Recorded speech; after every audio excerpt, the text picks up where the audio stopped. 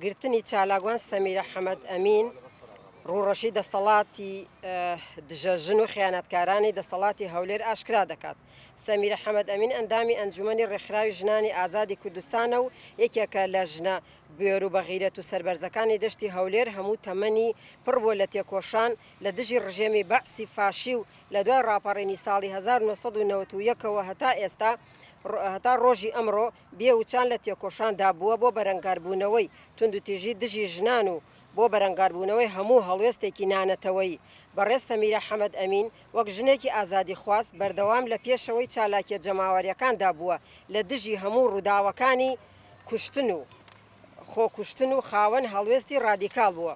بەردەوام لەگەڵ ئێش و ئازارەکانی ژناندا دەژی بە هەمان شێوە لە دژی هەموو هێرشی داگیرکارانی کوردستان بوێرانە لەسەر شەقام بووە.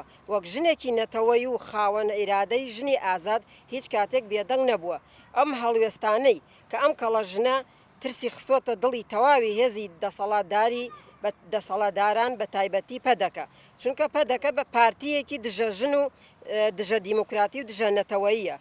بۆیە ساڵانێکی زۆرە بە هەموو شێوەیەک هێرش دەکەنە سەر ئەم ژنە بەهێز و سربەرزە و هەموو ڕێگە و ڕێبازێکی چەپەڵی دژمنکارانەیان لەسەر ئەم ژنە چالاگوانە تاقی کردوێتەوە ئەنجامیان نەگرتووە.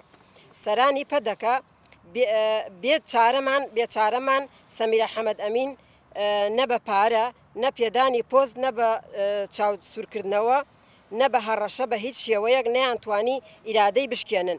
هەر بۆیە چەکدارانی پەدەکە ڕوڕەشانە بێ ئەوەی حساب بووە هیچ دابوونەریت و کولتورێکی سیاسی و یاسایی و کۆمەڵایەتی بکەن لە ڕۆژی 6 2020 هەڵدەکوتنە سەر ماڵی چالاگوان سەمیرە حەمەد ئەمین بەبێ هەبوونی هیچ بەڵگەیەکی یاسایی دژی ئەم ژنە چالاگوانە دەخەنە زیندانەوە. ئاشکرایە جگە لە سەمیرە حەمەد ئەمین ماوەیە کە ئەم دەسەڵاتە گەندەڵە بە هۆکاری ترس لە پێشکەوتنی ئیرادەی ئازادانەی خەڵکو و لە پێناوی پێکێنانی ئەرکە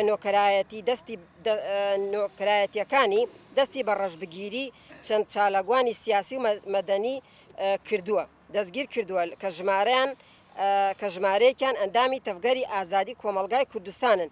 ئەم هێرشانە ڕووی دەسەڵاتی پەدەکە زیاتر ئاشکرا دەکات. لە هەر چوارچێوەی ڕەشبگیریەکاندا چالاگوانێک بە ناوی بەهار کە تەمەنی 30 ساڵە و کەسایەتێکی سربەخۆیە و بۆ ماوەیەکی کەم لە هەندێک چالاکی دژی تندوتیژی بەشداری لە چالاکیەکانی ژناندا کردووە و لە کاتی هێرشی لەسەر ئەفرین وە کەسایەتێکی سربەخۆ بەشداری لە گروپی ژنانی باشوور بۆ خاوەن دەرکەوتن لە ڕۆژئاوا کردووە. بەڵام پاشان بەهۆی هەڕەشە و هێرشەکانی پەدەکەوە نەیتوانیوە بەردەوام لە چالاکی دابێت. ئاشکرایە ئەو گروپانەی چوونەتە ڕۆژئاوا نوێنەری ژنانی هەموو لایەنەکان بەشدار بوون جگە لە نوێنەری ژنانی پەدەکە. خەڵکی شاری هەولێر شاهێدی ئەو ڕاستیەن لە ماوەی ڕابردوشدا چەندین ژنانی چالاگوان لەلایەن پەدەکە ڕوبەڕووی زیندان و هەڕەشە و تۆمەتی نابەجێ کراونەتەوە. بە نمونەش ڕۆژنامەنووس نیاز عەبدوڵڵا و چەندین ژنی چالاکی تر. ئێمە وەک ڕێکخراوی ژنانی ئازادی کوردستان وێرای شەرمەزارکردنی ئەو کارە هۆڤانەی دەسەڵاتدارانی پەدەکە لە کاتێکدا ڕێکخراوەکەی ئێمە بە فەرمی مۆڵەتی لەلایەن حکومەتی هەرێمی کوردستان و حکومەتی عێراقەوە پێدراوە تەمەنێکی درێژە لە هەولێر و هەموو شار و شارۆچکەکانی هەرێمی کوردستان و عێراق لە کار و چالاکیدان. تەواوی خەڵکی هەولێر شاهێدی ئەو ڕاستیەن کە ڕێکخراوەکەمان تاکە ڕێکخراوە لە پێشەنگایەتی سەمیرە حەمەد ئەمین و چەندین چالاگوانی ترماندا و لە شاری هەولێردا تاکە ڕێکخراوین کە زۆرترین چالاکیمان هەبووە بۆ خزمەتکردن بە مافەکانی ئەنجام داوە. بە تایبەتی لە دژی تونندوتیژی لەشفرۆشی، لە دژی خوشتنی ژنان، لە دژی دەستدرێژی کردنە سەر مناڵان و لە دژی داگیرکاری چالاکیمان ئەنجام داوە. ڕاستەیەکی حاشە هەڵنەگرە ئەم هێرشە هۆڤانەی دەسەڵاتی هەولێر تەواو لە خزمەتی داگیرکەراندایە و هەڵوێستێکی نۆکەرایەتیە. ئامان گیانە یەک ژنی کارە و ئەکتیڤ نەمێنێت کە ڕووی ڕەشی دەسەڵاتی گەندەڵ و نادیموکرات ژن کوژ ئاشکرا بکات.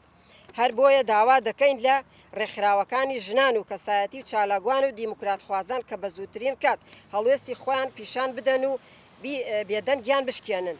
دوو داوا لە ئەندامانی پەرلەمانی هەرێمی کوردستان دەکەین بە تایبەتی سەرۆکی پەرلەمان ڕێواز فایق وەک ژنێک بە زووترین کات سنوور بۆ ئەو بۆ ئەم هێرشانە دابنێت و پەرلەمان کۆ ببنەوە خاوەندارەتی لە ژنانی چالاکوان و کەسانی خاوەن هەڵوێز بکەن تەواوی داگیرکراوان ئازاد بکەن. سێ داوا لە هەموو خەڵکی خاوەن هەڵوێز دەکەن کە زۆرترین فشار دروست بکەن لە پێناوی ئازادکردنی تەواوی گیراوانی سیاسی. داوا لە ڕێکخراوە نێودەوڵەتەکانی مافی مرۆڤی ئەوروپا دەکەین لە بەرامبەر ئەم تاوانە بێدەنگ نەبن. 5 ئێمەش وەک ڕێکخراوەکەمان بێدەنگ نابین لە پێناوی ئازادی چالاکوان سەمیرە حەمەد ئەمین تەواوی گیراوانی سیاسی و مەدەنیدا بەردەوام لە چالاکیدا دەبین و تەواوی مەلەفی ڕەشی دەسەڵاتی گەندەڵی شاری هەولێر ئاشکرا دەکەین و بێوچان لە تێکۆشاندا دەبین بۆ ئازادی سەمیرە حەمەد ئەمین و هەموو گیراوانی سیاسی تا گەرەنتیکردنی ئازادی هەموو ژنان و تەواوی کۆمەلگا بەردەوام لە تێکۆشاندا دەبین. ڕێکخراوی ژنانی ئازادی کوردستان.